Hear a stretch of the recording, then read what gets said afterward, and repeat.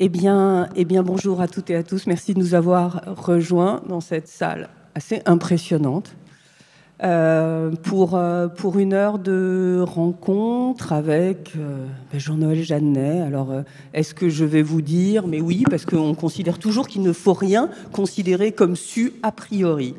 Donc Jean-Noël Jeannet est président du Conseil scientifique des rendez-vous d'histoire de Blois.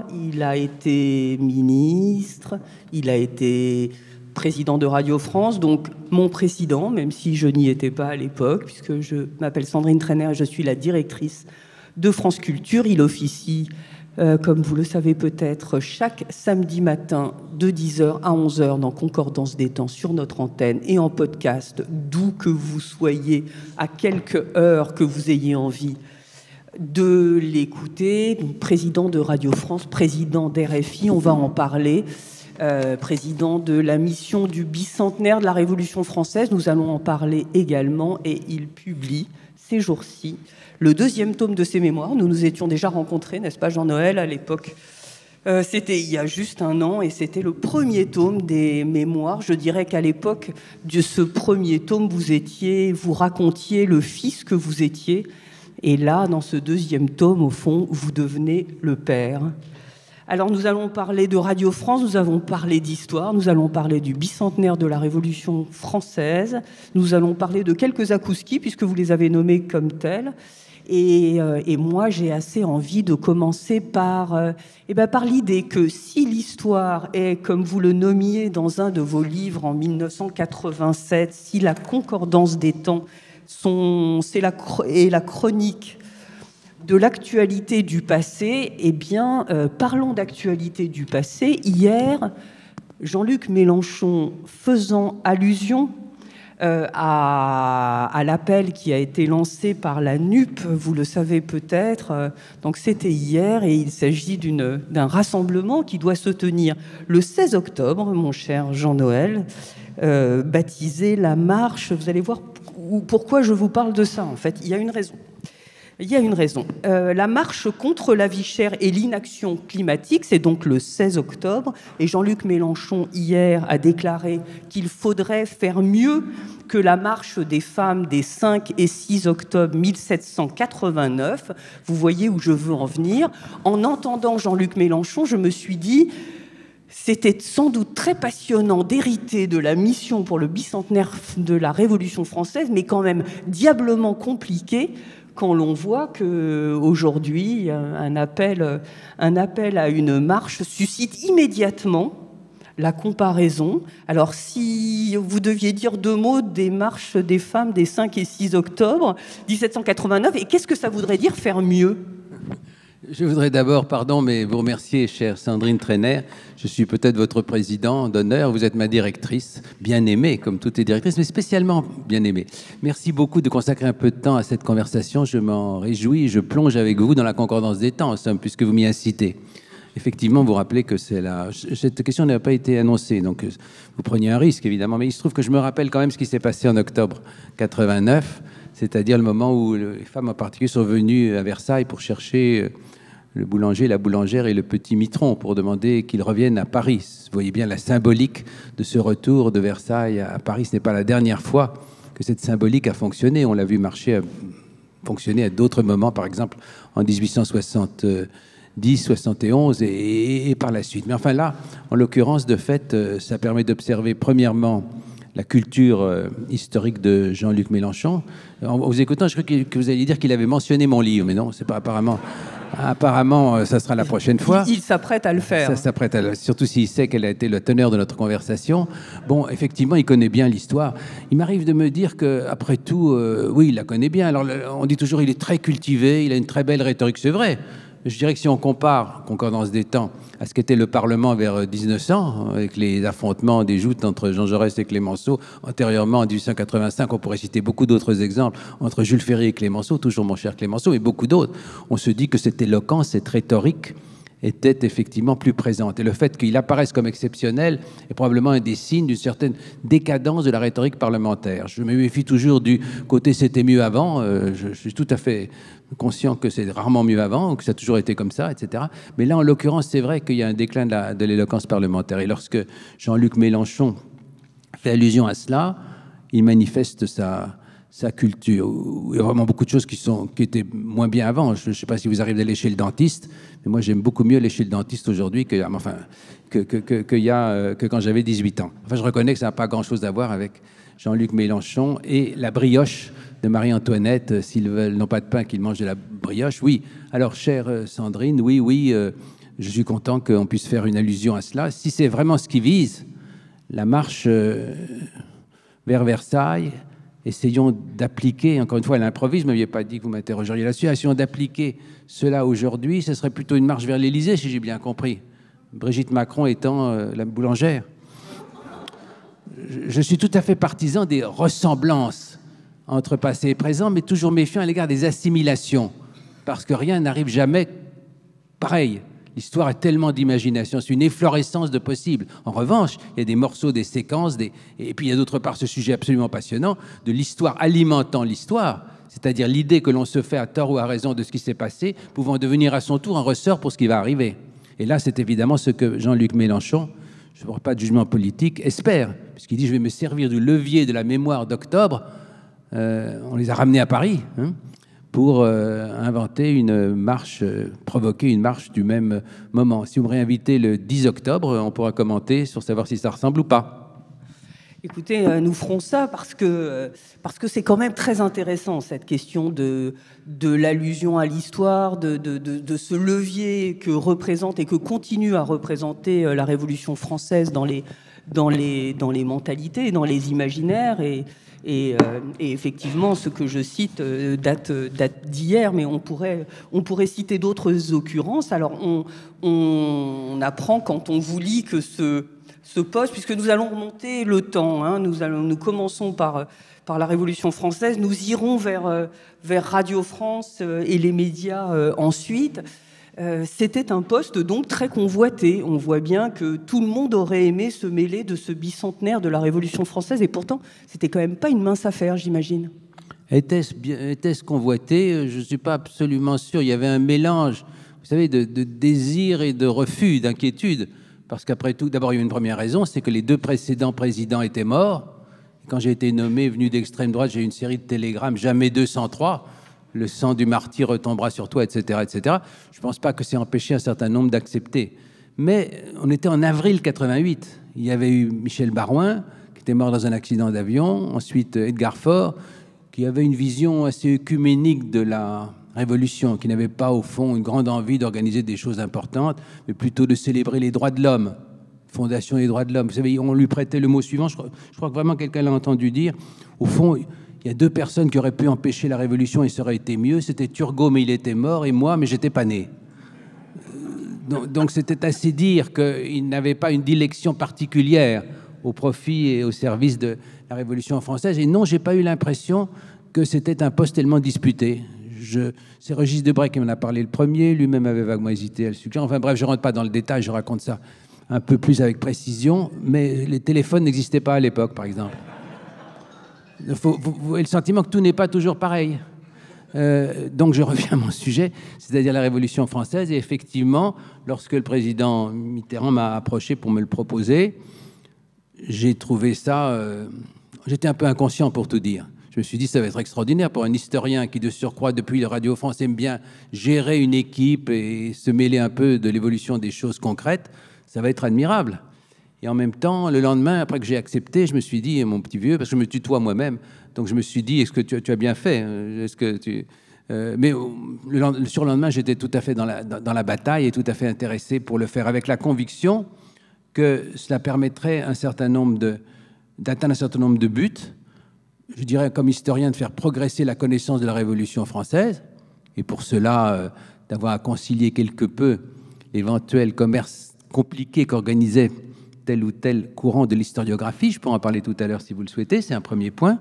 Nous allons en parler. Deuxièmement, se dire, est-ce que la Révolution est terminée, comme le disait Furet, ce que je ne croyais pas, et est-ce qu'on peut s'en servir encore comme levier pour susciter un rappel des ressorts qui pouvaient conduire à un mieux vivre ensemble, utiliser, on est toujours dans le même sujet, chère Sandrine, utiliser la connaissance du passé au profit de lendemain meilleur, au profit d'un certain civisme. Est-ce que les valeurs qu'avait porté la Révolution, les Lumières, étaient encore valables? La Révolution est terminée, disait Furet. Nous pensions que non, et j'ai publié très vite dans la presse un placard rappelant le mot de Victor Hugo: il y a plus de terres promises que de terrain gagné. Plus de terres promises et de terrain. Autrement dit, je suis parti de l'idée, en termes intellectuels, que il était possible de trouver là non seulement l'occasion de réjouissance, après tout c'est important de se retrouver ensemble et de content que les choses soient arrivées et que les Lumières aient triomphé, mais qu'on pouvait s'en servir pour rendre plus vivantes un certain nombre des valeurs qui avaient été portées certes en 89, mais aussi jusque dans la terreur par la Convention qui avait eu, Victor Hugo le raconte en 93, de magnifiques intuitions. Ça, c'était la première conviction. La deuxième conviction, c'est qu'il ne fallait pas s'enfermer à Saint-Germain-des-Prés. Enfin, je suis un peu caricatural. Il y avait à Paris, du côté de la gauche, qui étaient mes amis. Il y en a même un qui est ici et qui était en légère différence avec moi, on le voit dans son journal. Il y avait la conviction que c'était du côté de Furet, et je peux expliciter un peu la différence, qu'en tout cas, qu'il fallait en finir avec une histoire jacobine, que c'était transmise de génération en génération, les tenants de l'histoire de la Révolution française à la Sorbonne. Donc ça, c'était une vision qui m'intéressait beaucoup. Je vous dirais comment j'ai essayé de la traiter, mais en même temps, je pensais qu'il fallait célébrer bien au-delà. Célébrer d'abord dans les régions de France. Il arrivait même que par un lapsus, on disait encore en province, dans les régions de France, en profondeur, et que ce serait très différent de ce qui se passait dans les cercles intellectuels, qui étaient les miens et que j'appréciais, que j'avais envie de ferrailler. Mais c'était autre chose. Et puis surtout à l'étranger. Je me suis beaucoup donné pendant cette période à l'étranger en constatant qu'il y avait un peu partout dans le monde, pas partout, plus au Portugal qu'en Espagne pour des raisons évidentes, mais enfin un peu partout, le désir de dire aux Français merci pour ce que vous avez fait, pour les droits que vous avez proclamés à ce moment-là. Certes, il y a eu l'Angleterre, mais l'Angleterre avait défendu les droits pour les Anglais eux-mêmes. Je l'ai rappelé à Madame Thatcher dans Le Monde à l'époque, parce qu'elle était très fière de ses droits, de la Grande Charte. Mais bon, nous l'avons fait pour le monde entier. Naturellement, la France a souvent violé elle-même, à la pointe de son glaive, un certain nombre des principes qu'elle avait proclamés, mais elle l'avait fait. Et ça continuait de marquer énormément. Alors, je ne rentre pas dans le détail, mais quand j'ai voyagé en Amérique latine, jusque dans le Chili, qui était en train de se débarrasser de Pinochet, en Argentine, au Brésil, en Turquie, partout, en Europe, beaucoup, j'ai toujours trouvé des comités désireux de vraiment de célébrer ce qui s'était fait et de dire que parmi les 4 révolutions qui avaient marqué l'histoire de l'Occident, c'est-à-dire la révolution anglaise, la révolution américaine, la révolution française et la révolution bolchevique, c'était finalement peut-être la révolution française qui avait le plus marqué, qu'on avait le plus envie de célébrer. C'était ça que j'avais envie de faire au début, et c'est à peu près ce que j'ai essayé de suivre comme ordre de route, comme cahier de route. Et voilà à peu près quel était l'esprit avec lequel j'ai commencé à accepter, à l'initiative du président Mitterrand, de me charger de cette affaire très tard. Encore une fois, on était en avril, imaginez, en avril 88 pour 89, et il s'agissait par conséquent d'inventer des grands événements et de veiller à ce que les petits événements se coagulent au profit d'une mémoire collective. Et en l'occurrence, vous citez un conseil que vous fait une grande historienne, notre amie à tous, Mona Ozouf, quand elle vous dit, en guise de conseil, il faut choisir d'aimer la Révolution ou la connaître. Qu'est-ce que vous tirez de ce conseil-là ? D'abord, je rappelle, pourquoi pas, que c'est un mot de chant fort qu'il appliquait aux femmes. Hein. Aimer les femmes ou les connaître, il faut choisir. Alors, c'est pas très contemporain, mais je remarque que vous avez censuré ça, chère Sandrine. C'était ça. J'ai pensé que ça allait partir dans une digression dont on ne savait pas très bien où elle allait nous mener. Oui, mais comme c'est Mona Ozouf, ouais. Bon, on est alors pas de digression, mais simplement, bien sûr, mais je veux dire que effectivement, c'était précisément ce que nous nions pour notre part. Je pensais qu'on pouvait rester très attaché au versant lumineux de la Révolution française, qu'on pouvait en expliquer tout l'éclat et tout le brio, sans empêcher la lucidité sur ce qui avait existé, y compris la réflexion sur la terreur, qui finissait par être le seul point sur lequel un certain nombre de gens concrétisaient leur mémoire, alors que pour nous, c'était certes dramatique et sanglant, mais que ça devait être comparé à beaucoup d'autres terreurs de la même époque, hein, dans une sensibilité à l'égard de la violence qui n'était pas la même, et que de surcroît, encore une fois, pendant la terreur même, la Convention avait porté de magnifiques de magnifiques projets. Je vous renvoie à des pages splendides que je me suis amusé à lire longuement devant l'Académie des sciences morales et politiques, qui n'était pas exactement le centre de tout ce qu'il y avait de plus fort du côté du parti du mouvement, si je puis dire ça, vous comprenez ce que je veux dire, à l'Académie des sciences morales. C'est intéressant de rappeler cela, de rappeler cette diversité. Voilà, je pourrais être plus long, mais c'est l'état d'esprit dans lequel nous avons travaillé. Connaître et aimer, à mes yeux, c'était possible. Et vous décrivez le champ du débat d'historien et du débat intellectuel qui se ravive à ce moment-là et que vous décrivez, vous avez cité François Furet tout à l'heure, que vous décrivez situé entre d'un côté Michel Vauvel, de l'autre côté François Furet. Je pense que c'est intéressant que vous nous racontiez quelles sont ces deux représentations de l'actualité du passé de la Révolution française qui sont à l'œuvre à ce moment-là. Volontiers, non sans ajouter qu'il y avait un troisième courant, qui était celui incarné par Pierre Chaunu, pour qui avait tendance, comme le cardinal... Mais qui n'occupe pas beaucoup de pages dans le livre. Non, parce que c'était tout simplement l'adversaire. Il crachait devant le lycée Carnot chaque fois qu'il passait devant. Je ne sais pas s'il gardait beaucoup de salive. Enfin, bon, j'étais en même temps un excellent historien, d'état d'égard, mais bon, quelquefois, il m'est arrivé de considérer qu'il avait beaucoup d'influence dans une partie de l'opinion et de regretter que le groupe Furet, Ozouf et les autres n'ait pas du tout consacré d'attention à cette opposition-là. Et j'y insiste beaucoup parce que j'ai ressenti très très fort qu'il y avait encore à ce moment-là, peut-être pas dans l'intelligentsia, encore qu'il y a des exemples brillants comme Chaunu et d'autres, il existait vraiment une hostilité à la Révolution. Une idée que, je pourrais parler de la religion si vous voulez, je raconte en détail un dîner avec le cardinal Lustiger, où c'est tout à fait clair, il détestait tout ce qui était la Révolution, comme le creuset des drames du XXe siècle, la Shoah, etc. Mais au-delà de ça, il y avait vraiment des gens. Je voudrais y insister un instant parce que après, je reviens au binôme Furet-Vauvel, puisque comme souvent en histoire, les oppositions s'incarnent dans des personnages. Heureusement, c'est plus coloré. Mais enfin, un mot quand même sur l'extrême droite. La droite, celle qui refusait encore vraiment la Révolution, c'était très très vivant. J'habitais juste à côté de Saint-Nicolas du Chardonnay. Alors évidemment, je passais sans me manifester trop parce qu'il y avait anti-89. Parce que mon père, un jour en Haute-Saône, était en Haute-Saône, il reçoit son nom, son prénom, un paquet, et il l'ouvre, il me téléphone avec un pince sans rire, en me disant « Je pense que c'est plutôt pour toi. Pourquoi, papa ?» Parce que dedans, il y a une vipère dans le formol. Il nous avait envoyé aussi des petits cercueils, etc. Et devant moi, j'insiste parce que je crois que les gens du côté de Furet n'ont pas pris conscience de cette vigueur, incarnée aussi ensuite par Philippe de Villiers, le Vendéen. Cette idée, il y avait une très bonne cantatrice qui s'appelait Delaveau, qui chantait la Carmagnole. J'assistais pour la féliciter. Et tout à coup, on surgit 4 ou 5 personnages sur la chaîne. J'ai cru que c'était de la mise en scène moderne. Pas du tout, c'était des royalistes qui l'ont jeté du bleu de méthylène. Bref. On m'a mis des gardes du corps. Je veux simplement qu'il y avait vraiment quelque chose de très fort, je pourrais développer ça, et ce n'était pas négligeable. Mais enfin, je n'oublie pas que vous souhaitez que j'évoque ce côté binaire, encore une fois incarné dans 2 personnages, vraiment que tout opposait. Michel Vauvel, qui était vraiment dans la ligne traditionnelle, jacobine, des successeurs dirigeants de l'histoire de la Révolution à la Sorbonne, les Mathiez, les Labrousse, les Soboul, etc., qui avaient toujours eu tendance à insister sur le rôle fondamental des forces économiques et sociales dans le développement des événements lumineux de 89-92. Et c'était ce qu'on m'avait appris, moi, en Cagne, avant. J'avais appris 4 fois la Révolution à l'époque, on l'apprenait beaucoup. Donc, c'était quelque chose qui était clair et contre lesquels François Furet et ses amis, Mona Ozouf, qui a d'ailleurs plus de talent, à mon avis, littéraire que lui, mais enfin, qui ont vraiment incarné avec brio un autre courant, qui sont revenus à l'idée que les forces culturelles étaient au moins aussi importantes que les formes, que les ressorts économiques. Ça ne me gênait pas. J'appartenais à une génération d'historiens du politique, c'était largement enrichi de l'histoire culturelle.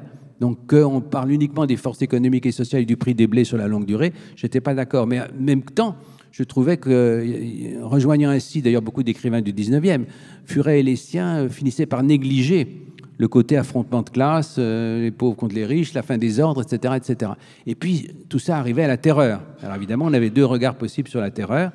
On pouvait considérer que c'était en quelque sorte une réalité ontologique qui incarnait la Révolution française et qui se retrouvait, encore une fois, c'était ce que pensait Lustiger, avec qui j'ai ferraillé avec amusement à sa table, qui était vraiment quelque chose de consubstantiel et qui s'était retrouvé au moment du bolchevisme, etc.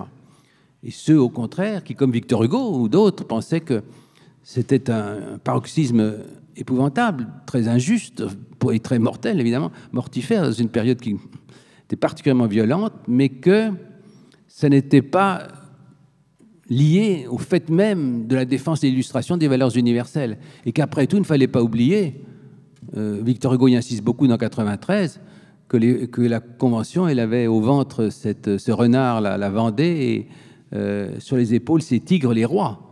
Et qu'on était dans un moment où les amis de Louis XVI, qui étaient finalement des traîtres à la patrie, avaient voulu envahir la France pour en arracher les germes épouvantables de la liberté des peuples, de l'égalité des hommes et des principes de déclaration de l'homme et du citoyen.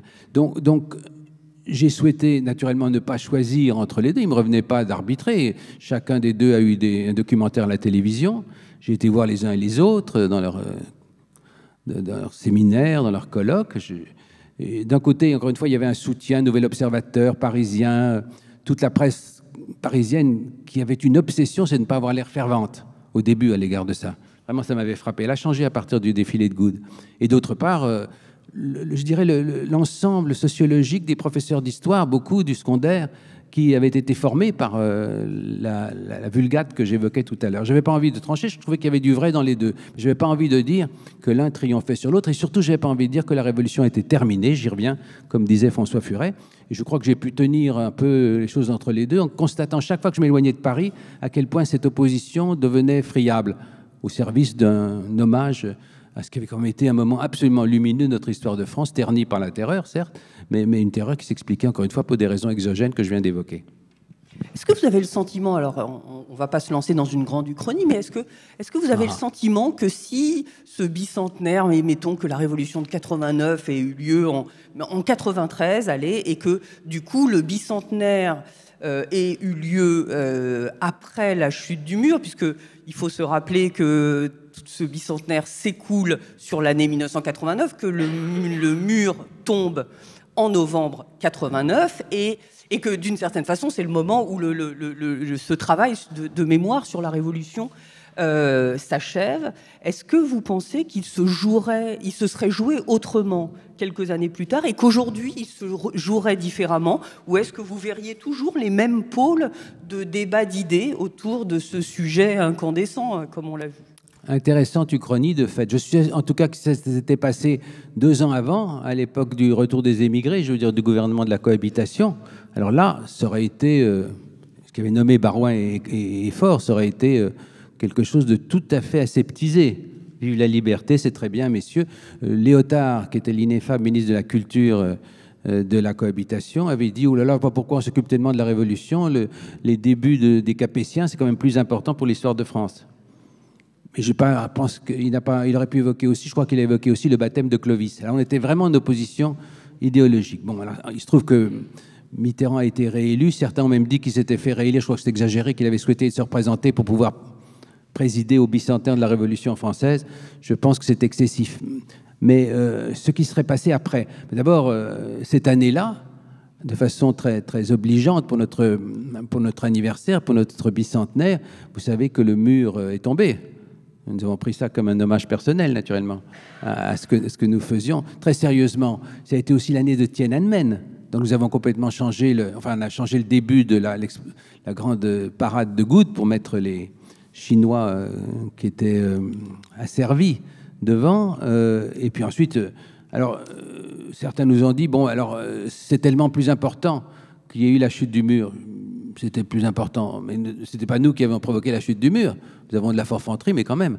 Mais nous savions aussi que c'était une manière magnifique d'illustrer cette année-là ce qui pouvait se passer au service d'une certaine liberté contre les dévoiements de toutes les dictatures. Voilà, alors ce qui serait passé si ça avait été en 93, il faudrait prendre exactement... 93, c'était le retour de Balladur et des siens. Je vous renvoie à l'observation précédente sur Léotard. Bon, alors quand même, on va poursuivre cette conversation. Je vous rassure, je vous l'ai pas dit de but en blanc, mais bien sûr, nous allons ménager un temps pour vos propres questions, interventions, interrogations à Jean-Noël Jeannet, on a quand même envie de savoir comment le politique intervient dans cette affaire. C'est-à-dire que vous avez cité le président Mitterrand à 2-3 reprises, évidemment. Je veux dire, comment il intervient, comment le politique essaye d'orienter, d'influencer. On ne peut pas penser qu'il ne l'ait pas fait. Vous parlez toujours du bicentenaire, on ne parlait pas de Radio France. Je parle toujours du bicentenaire, mais on pourrait le faire sur Radio France. Non, je reste sur le bicentenaire, ça m'intéresse beaucoup. Écoutez, j'ai eu une longue conversation avec Mitterrand, à 2 reprises, je le raconte en détail, j'avais pris des notes, bien sûr, en détail dans mon livre, et j'ai eu l'impression qu'il y avait... je dirais pas entre nous, ce serait prétentieux. Enfin, en gros, que je me trouvais sur la même longueur d'onde et que ce que je lui dessinais comme intention qui était la mienne lui convenait extrêmement bien. Il m'a dit, oui, Furet, la Révolution, c'est pas le meilleur de ses livres. Donc il n'était pas, mais il n'était pas non plus tendance, je dirais, communiste, comme pouvait l'être Vauvel. Observez que Vauvel était devenu communiste l'année où Furet avait cessé de l'être. C'est intéressant, 56. Bon, alors c'est pas la question est de savoir comment il s'en est mêlé. Eh bien, il s'en est mêlé. Ça n'a pas été très difficile. Alors, il y a d'abord eu le fait que Jack Lang, que je salue ici en tant que fondateur de cette magnifique entreprise du festival, Jack Lang s'est fait nommer un mois après que j'ai été nommé président de la mission, ministre et du bicentenaire. Quoi qu'il avait espéré être autre chose. En tout cas, il a fait ajouter cela et Rocard y a consenti. Il m'a dit après l'avoir regretté. Rocard, Premier ministre. Et du même coup, je me rappelle, j'étais sous ma douche, le savon est tombé parce que j'étais stupéfait. Et j'ai tout de suite dit à l'Élysée qu'on m'avait nommé pour une activité politique et que je ne me voyais pas comme l'exécutant d'un ministre aussi respectable et efficace qu'il soit. Et donc, à ce moment-là, j'ai été conforté par Rocard, je n'entre pas dans le détail, et j'ai pu très clairement définir mon territoire, puisque j'ai obtenu une lettre de Rocard disant que le ministre du Bicentenaire porterait en Conseil des ministres les projets que j'aurais élaborés. Alors ça, c'était assez clair. Et dans un bref moment, le ministre du Bicentenaire n'a pas été très content, mais tout ça a passé, c'est très ancien. Mais simplement pour dire que là, il s'est joué aussi quelque chose qui était important, c'était que je pouvais continuer, en accord avec Mitterrand et dans la ligne de nos entretiens, que vous trouverez repris, à mener le chemin, comme je vous l'ai dit, que nous le menions. Et puis il y avait l'autre aspect, c'était comment concrètement nous ferions la fête. Et là, évidemment, je lui ai soumis un certain nombre d'idées qu'il a agréées. Par exemple, quels seraient les grands temps, les grands moments magnifiques de la Révolution, pour lequel j'avais obtenu de Rocard, parce que Garfort n'avait pas beaucoup d'argent, une enveloppe importante et personnelle, dont en plus on m'avait demandé seulement de répondre a posteriori, ce qui est très rare du côté de Bercy. Donc on a pu faire des grands événements, lancer de Montgolfière le 1er janvier, plantation des arbres, j'ai insisté beaucoup dans la tradition des arbres de la liberté, c'était très bien passé, complètement ignoré par les intellectuels parisiens dont je vous parle, mais essentiel dans 12 000 ou 15 000 villages. Ensuite, il y a eu le défilé Good, qui a été fondamental. Je peux vous en parler plus en détail, mais il faudrait un peu de temps. Parti de l'idée qu'il ne fallait pas faire un défilé un peu métaphorique comme on avait fait en 1889. J'avais beaucoup étudié ce qui s'était passé pour le centenaire, c'est-à-dire à demander à des sociétaires de la Comédie Française de s'habiller en liberté, égalité, fraternité et de passer sur... Non, nous avons choisi un publicitaire. D'ailleurs, l'idée, et là, je dois le dire, est venue d'un collaborateur de Lang, de venir demander un publicitaire, ce qui, évidemment, à gauche, alors non plus à droite, mais a fait crier beaucoup. Quoi, vous demandez un publicitaire, c'est épouvantable. Mais non, un publicitaire, il est fait quand il a du talent pour servir les desseins de celui qui lui commande la chose. Et c'est en gros ce qui s'est passé, je crois pouvoir le dire, ce qui fait, et je reviens à l'universel, que cette parade que je décris longuement, que je rappelle longuement, qui a vraiment beaucoup impressionné les gens, a été vue par près d'1 milliard d'après ce qu'on me dit, peut-être 800 millions de téléspectateurs autour du monde. Alors ça, c'était très important. Et je me suis amusé à me mettre en bande sur le livre, le moment où, avec Good, je présente au président Mitterrand le projet de défilé. Donc ça a été quelque chose qui a été très clairement décidé avec lui, comme aussi la journée des droits de l'homme ensuite à la Grande Arche de la Défense, et puis la panthéonisation, pour finir, de 3 personnages. J'avais suggéré, j'ai encore ma suggestion, par erreur on m'a envoyé l'original, où Mitterrand souligne les 3 noms en disant d'accord. Et donc c'était l'abbé Grégoire, ce qui a mis naturellement le cardinal Justiger dans un état de fureur extrême, qui m'a pas... Enfin bon, puisqu'il était jureur, comme vous savez. Alors c'est un grand homme, vraiment. Condorcet, victime lui aussi des événements en sens inverse. Et Monge, grand mathématicien, magnifique ministre de la Marine de 1792, etc., etc.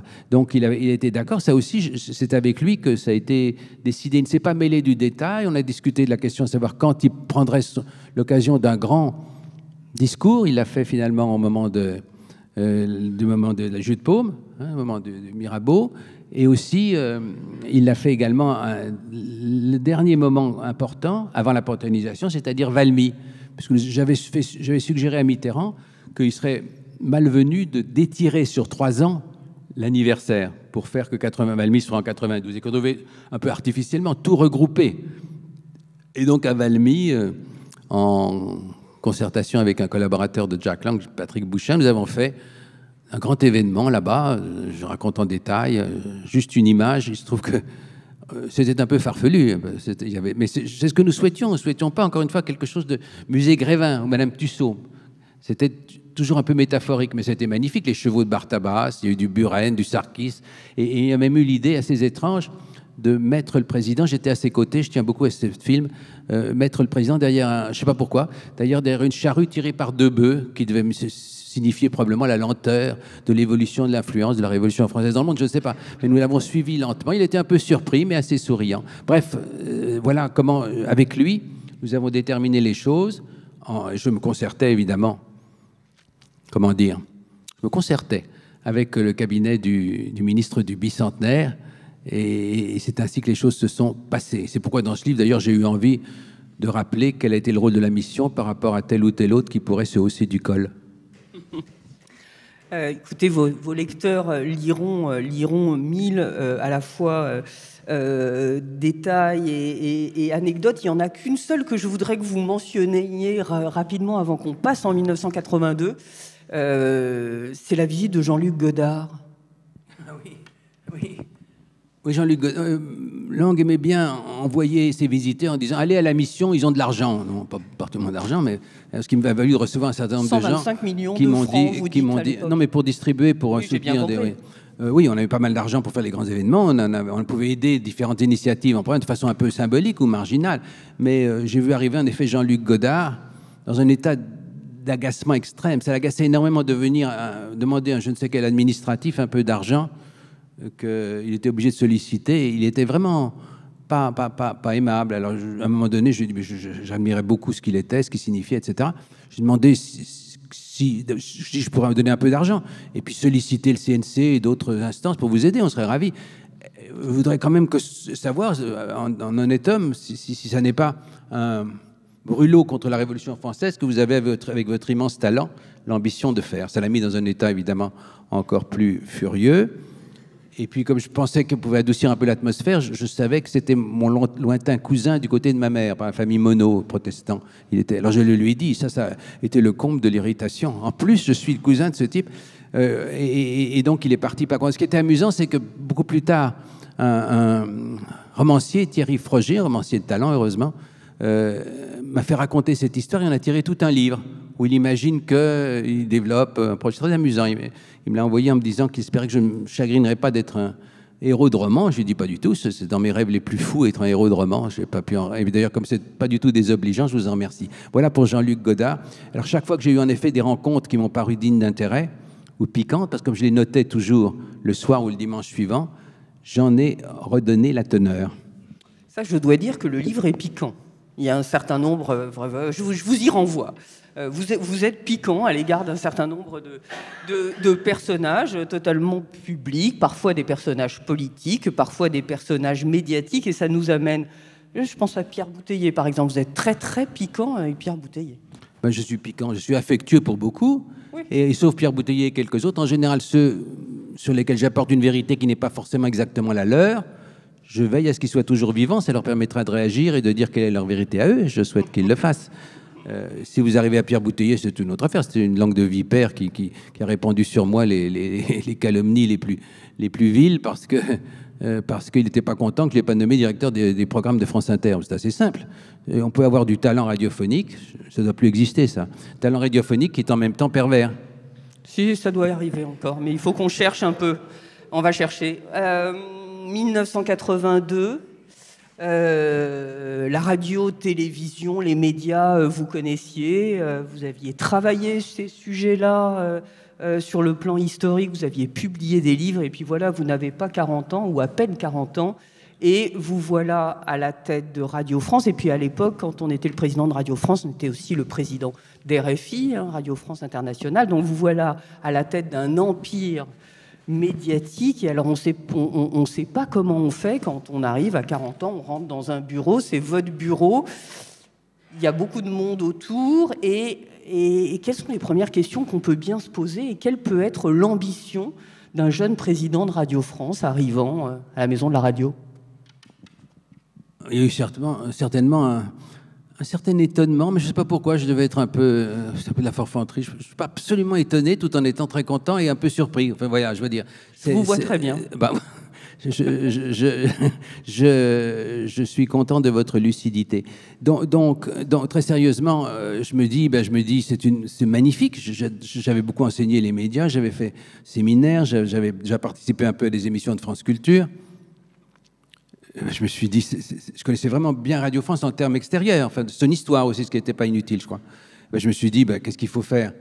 Il faut d'abord faire que cette maison prospère, qu'elle affirme son influence à tous les égards, son influence culturelle, son influence par les sondages, son influence dans le jeu tout à fait nouveau de la concurrence des radios dites libres, que nous appelions locales privées, les libres c'était nous, les radios, et toute cette nouveauté qui obligeait à de nouvelles réactions.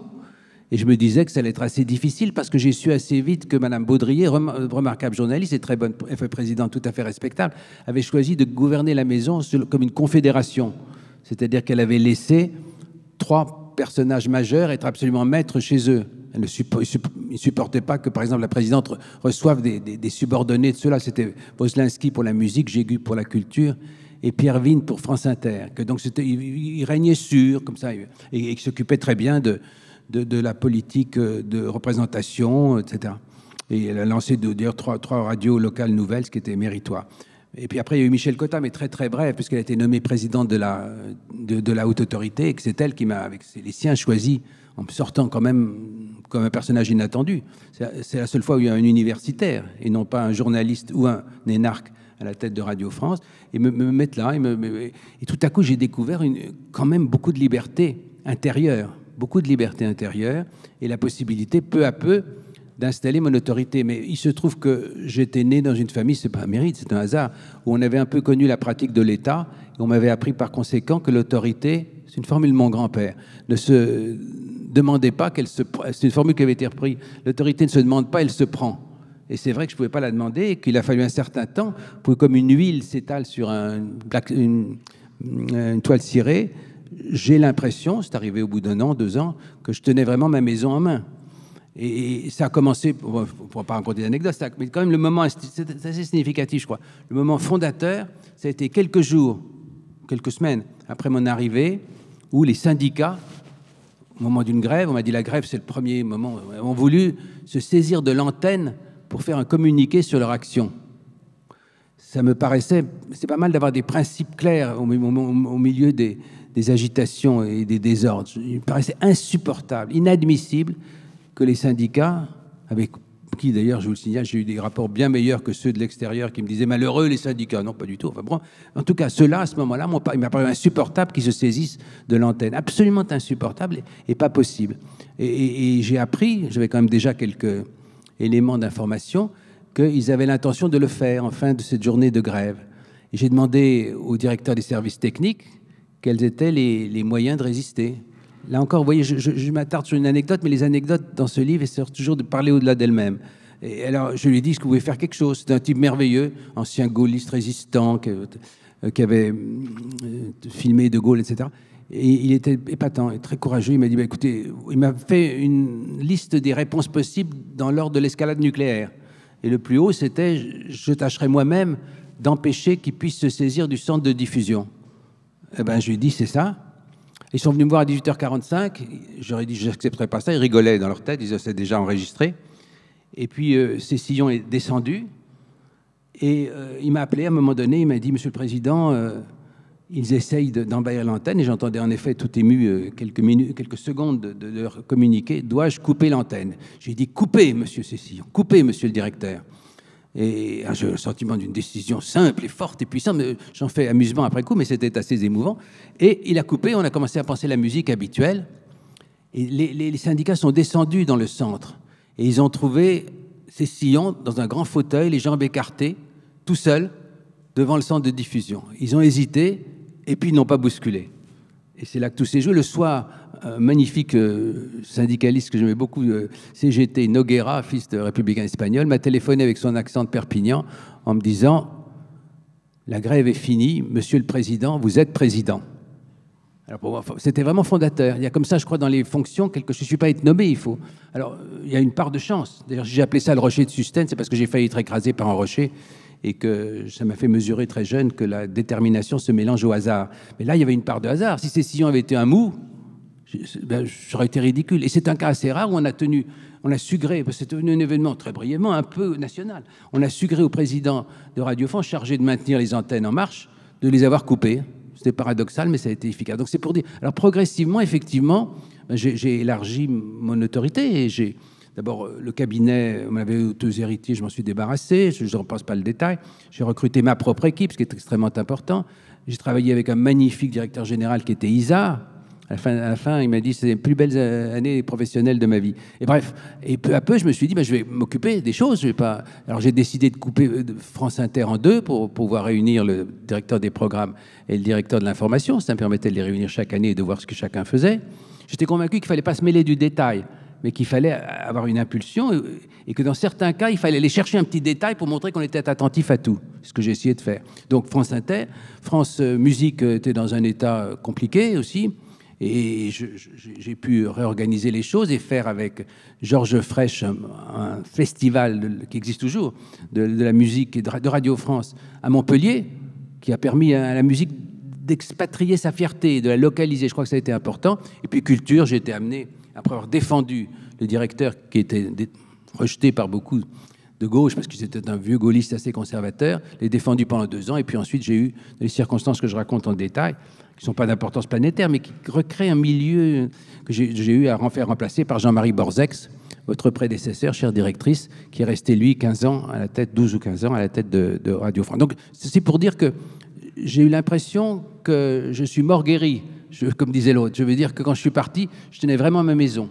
Et parce que, comme vous savez, la victoire de la droite les a amenés à avoir une attitude du genre oublions ce qui s'est passé, dépassons ces moments-là et revenons là où nous sommes. Et donc la nouvelle haute autorité transformée par une autre a nommé des présidents de droite partout. Donc je suis parti au moment où j'avais l'impression de tenir bien la maison. C'était un peu dommage, en même temps c'était excitant. Et je suis parti au moment où France Inter, notre navire amiral, a dépassé Europe 1 à plus de 17%. On en rêve aujourd'hui, mais il y avait moins de concurrence. 17%, ça j'en étais assez fier, même si mon successeur a dit « Moi, je ne regarde pas les sondages », surtout ceux qui étaient brillants de mon côté. Oui, généralement, ça n'est pas vrai. Alors, on n'aura pas le temps de rentrer dans 1000 détails, mais que vous pourrez découvrir en lisant le livre, et notamment en matière d'histoire, puisque nous sommes dans ces rendez-vous d'histoire de Blois, la manière dont c'est constitué, vous racontez ça de manière assez savoureuse, la petite équipe qui, pendant des années, a animé par tour de rôle les lundis de l'histoire. Le Goff, bien sûr, Michel Perrault, Philippe Le Vilain, vous découvrirez tout ça dans ce livre. Je voudrais quand même voilà, avant d'ouvrir cette discussion, on cite, puisqu'on voit bien à quel point vous avez été effectivement en maîtrise, vous avez mis de la radio la nuit, vous avez fait énormément de choses pour développer le réseau France Bleu, etc. Les matins de France Inter. Et ben voilà, vous l'avez dit, vous y teniez, vous l'avez dit. Néanmoins, vous insistez quand même, et on le voit dans le livre, et ça nous ramène un tout petit peu à une de mes questions tout à l'heure, vous insistez beaucoup sur la question de la lutte pour l'indépendance, et on voit que la tentation d'intervention, elle est permanente, elle vient de partout, et y compris d'ailleurs des cabinets des ministres, et bon, à l'évidence, à l'époque, c'était quand même un très grand sujet. Oui, c'est une ligne directrice de ces mémoires, c'est comment... la gauche, qui avait eu le courage historique de créer un sas entre les instances et le gouvernement, a eu envie, surtout dès que les difficultés sont arrivées, de s'en prendre au miroir et d'avoir envie de se ressaisir de tout ça. Et moi, j'ai eu l'impression, l'avantage c'est que je pouvais rentrer à n'importe quel moment à Sciences Po, c'était de dire que je les protégeais contre leur propre tentation d'être infidèles à leur courage. c'est-à-dire d'être indépendant. Par exemple, j'ai nommé le directeur de l'information de France Inter sans aviser personne. C'était ma responsabilité. Alors ça a créé un peu de surprise du côté du ministre. Et puis, au bout de 2 ans, c'était vraiment très, très difficile avec Mitterrand. Et puis, j'ai survécu grâce à la haute autorité. Et quand il a vu que je résistais à la droite revenue, alors là, il est devenu, au contraire, c'était pas son obsession, mais assez favorable à ma personne. Et c'est pour ça que j'ai eu ensuite la charge de la mission du bicentenaire. Mais c'est pour dire que l'arme financière, à toute époque, reste très forte. On m'a fait 2 mauvais budgets, un en 83 à cause de cette indépendance et un autre en 86 à cause du retour des émigrés, comme je dis. C'est l'époque où Mitterrand lisait Vaulabelle, qui est un historien, il m'avait montré, un historien très remarquable du 19e siècle, originaire de la Nièvre, qui faisait l'histoire de la Restauration. Il me dit, c'est intéressant hein, pour comprendre comment ils sont. Je dis, oui, effectivement, 1814-1815, c'est leur retour. Et à ce moment-là, je ne m'égare pas. Ce que je voulais dire, c'est qu'il y a vraiment eu à chaque moment, chez les gouvernés, c'est tout à fait naturel.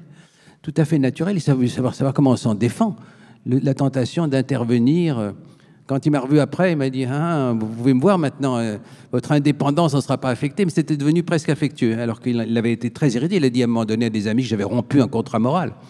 Mais alors, dernière question avant d'ouvrir tout de suite les questions à la salle, et je précise tout de suite qu'à partir de 17h, c'est-à-dire dans un petit quart d'heure, les livres seront là pour une séance de signature. J'ai évidemment envie de terminer en vous demandant si, quand vous êtes devenu ensuite responsable du secteur, responsable politique, puisque ensuite vous engagez une vie politique, quand vous êtes à la communication, donc dans les années 1992-1993, est-ce que vous l'avez ressenti, cette envie d'intervenir ?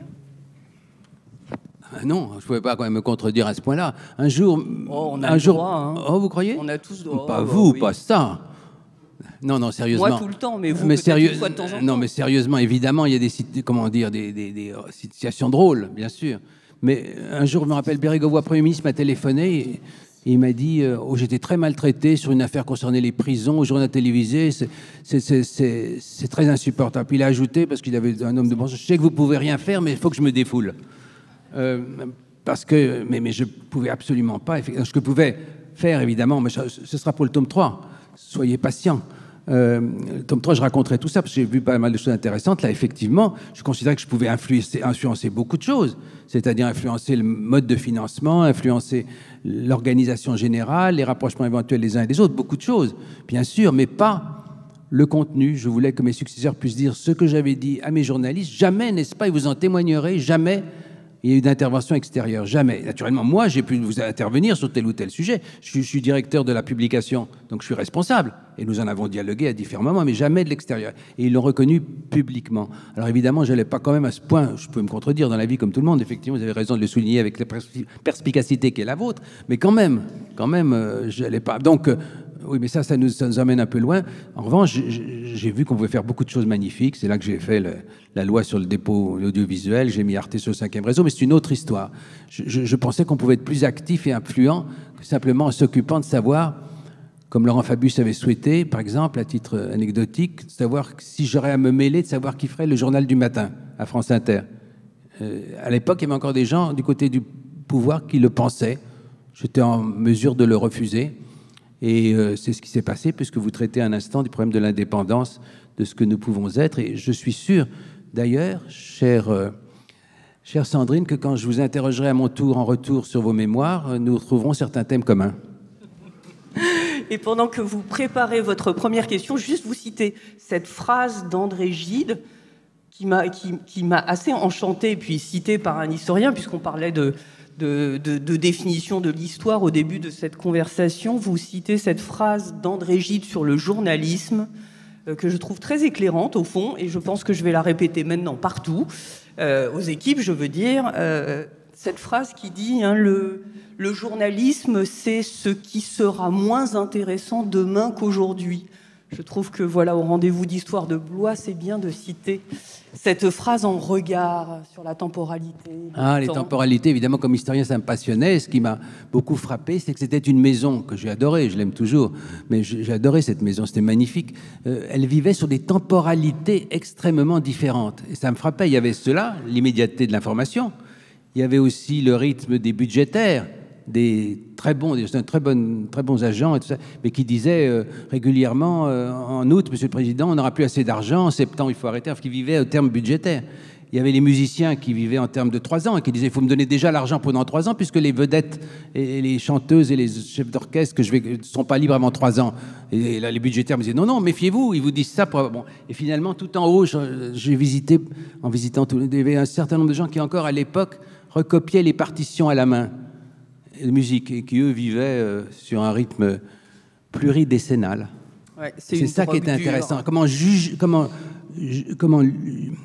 loger son influence à la rencontre de ces différentes temporalités. C'est ce que, comme historien, je n'ai pas cessé de me demander pendant cette période bénie pour moi. On a le temps de quelques questions. Madame, je vous en prie. Bonjour monsieur, bonjour madame. Je suis contente de vous voir parce que je vous entends, mais je ne vous avais jamais vu. Merci beaucoup. Je voudrais poser à monsieur Janel la question de savoir... Oui, dans quelle mesure son passage par Radio France a pu influencer sa façon de traiter le bicentenaire. Quand on lit votre livre, on a l'impression d'un écheveau qui se dévide, c'est-à-dire que vous tirez des fils de votre passage à la radio pour arriver à une limpidité et à une extraordinaire représentation de ce qu'a été l'histoire. Il n'est pas impossible que vous m'ayez déjà lu, si je comprends bien. Bien, monsieur, oui, bien sûr, 2 fois. Eh bien, je pense que, comme toujours, une personnalité est forgée par ses expériences. C'était complètement différent quand même. Là, d'un côté, j'avais plusieurs milliers de personnes à gérer, une immédiateté. De l'autre côté, je jouais sur de l'insaisissable, sur du sable, enfin, sauf le plus concret, évidemment, de nos missions. C'est vrai. Je pense néanmoins que ça m'a aidé en particulier pour déterminer mon indépendance par rapport au gouvernement et par rapport au pouvoir public. J'aurais été moins rêche à l'égard de tel ou tel ministre qui voulait empiéter sur mon domaine si je n'avais pas vu les dangers qu'il y avait à être trop complaisant. En tout cas, un peu mou, quoi.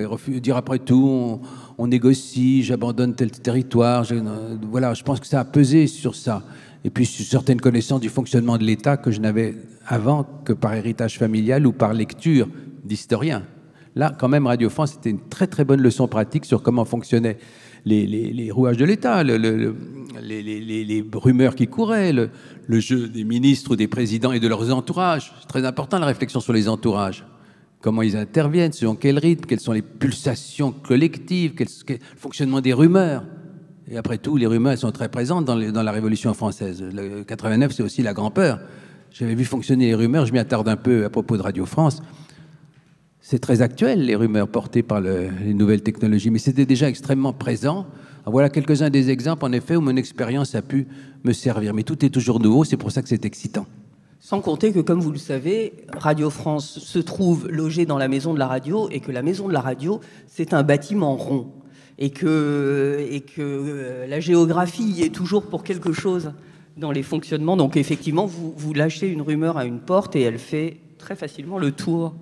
Et puis il y avait un point de vue de l'ordre et des problèmes pour la maison de Radio France. Je faisais chaque année un discours très law and order à tous les responsables de la sécurité, parce que le paradoxe c'était que c'est une maison de tous qui devait être ouverte, pas seulement pour les concerts, mais que les citoyennes sentent que c'était leur maison et en même temps une protection, la protéger, puisqu'elle devenait un symbole de l'autorité insupportable. Et d'ailleurs, je raconte comment un jour Action Directe a fait exploser une partie d'une façade de Radio France. Voilà, je t'ai réveillé à 5h30 du matin. Monsieur le Président, c'est fait, m'a dit le directeur de la maison Radio France. Je dis, qu'est-ce qui est fait? Ça a sauté. Je dis, ah bon, il y avait un mélange d'inquiétude et de satisfaction cachée. J'attendais tellement ça que ça finit par arriver.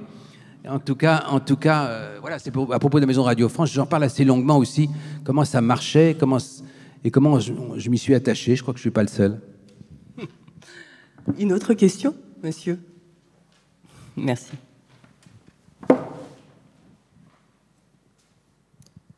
Une question d'actualité sur le changement du financement de Radio France. Quelle influence imaginez-vous que cela aurait pu avoir lorsque vous étiez à la tête de Radio France? Ce changement... Vous avez dit le financement, c'est ça? Oui, actuellement. Ben, j'ai eu l'occasion de m'exprimer récemment pour dire que j'étais très chagrin de l'idée de supprimer la redevance. Là, c'est encore une concordance des temps, car j'avais vu quand même que... Enfin, je ne vais pas développer ça, je l'ai expliqué dans 1 ou 2 articles dans la presse, mais enfin, on peut quand même dire que le danger, c'est que, précisément, l'arme financière risque d'avoir beaucoup plus d'importance. Ils sont énervants, il est énervant celui-là, c'est bon, c'est un aspect des choses, et que d'autre part, ça prive d'une certaine sécurité. Mais Bercy déteste toujours les taxes affectées, puisque ça limite la liberté des budgétaires. Donc depuis très longtemps, ils l'ont essayé aussi quand j'étais à la communication, j'avais empêché Bérégovoy de le faire. Ils souhaitent remplacer la redevance, alors que dans tous les autres pays européens, on a compris, y compris en Suisse, à quel point c'était précieux, parce que ça donne une certaine garantie. Ça n'empêche pas que naturellement le ministre lui-même peut répartir la redevance de façon plus ou moins favorable à Radio France. Mais enfin, ça limite très très largement le risque que l'arme financière fonctionne. Et j'ajoute, sans rentrer dans l'actualité, que l'idée de remplacer ça par la TVA, ça n'a à mes yeux aucun sens, parce que la TVA, parce que ça peut changer à n'importe quel moment. On vous fera un plan pluriannuel. C'est très bien que chaque année, on peut changer, l'État impécunieux toujours peut changer les choses, et en plus faire la TVA qui pèse sur tout le monde, alors que la redevance, on peut moduler d'une certaine façon au profit des plus défavorisés et au profit des gens les plus âgés, c'était vraiment un recul aussi. Donc effectivement, j'étais très chagrin de la suppression de la redevance à partir de cette expérience de l'époque. On n'était pas protégé puisqu'on m'a fait 2 mauvais budgets, mais enfin, on avait une certaine garantie. D'ailleurs, un jour, quand j'étais à la communication, j'ai appris que Bérégovoy voulait supprimer la redevance. C'était un inspecteur des finances dont je connais le nom que je tairais. Je lui en veux beaucoup. Inspecteur des finances de Bercy, qui avait suggéré au Premier ministre Bérégovoy que ce serait une très bonne mesure pour avoir une chance de gagner les élections de 93. Ça m'a paru un peu aventuré de dire une chose pareille. En réalité, c'était absurde. Et je pense que de la même façon, aujourd'hui, dire qu'on diminue les impôts des Français en supprimant la redevance alors qu'on va peser sur la TVA, c'est également absurde. Donc j'ai dit que je démissionnerais, ça n'aurait pas fait beaucoup de bruit, j'étais secrétaire d'État au bout de la table, mais ça a suffi quand même pour qu'on l'évite et qu'on gagne 30 années. J'aurais voulu qu'on gagne un demi-siècle, mais pour l'instant ça paraît raté. Une dernière question, et puis ensuite, vous allez pouvoir signer. Vous me pardonnerez, j'ai très peu de temps parce que je dois aller à l'inauguration, c'est un peu ma vie actuellement pour 3 jours, à l'inauguration du Salon du Livre, mais je resignerai, publicité gratuite, mes livres à 15h sur le stand du Seuil demain dimanche. Pardon, demain samedi. C'était pour voir si vous étiez, ouais. Pour voir si vous étiez dimanche, attentif. En fait, vous ne pouvez pas parce que vous êtes à l'Esprit Public, en direct et en public, je crois. Quelle pub! Oui, je fais mon émission aussi, Madame la directrice, je tâcherai d'être présent en direct pour Concordance et je serai à l'Esprit Public, effectivement. Et c'est en effet l'après-midi de samedi que je serai sur le stand du Seuil. Et ben voilà, l'information est donnée, donc aucun regret, c'était bien. Merci beaucoup, passez une bonne après-midi.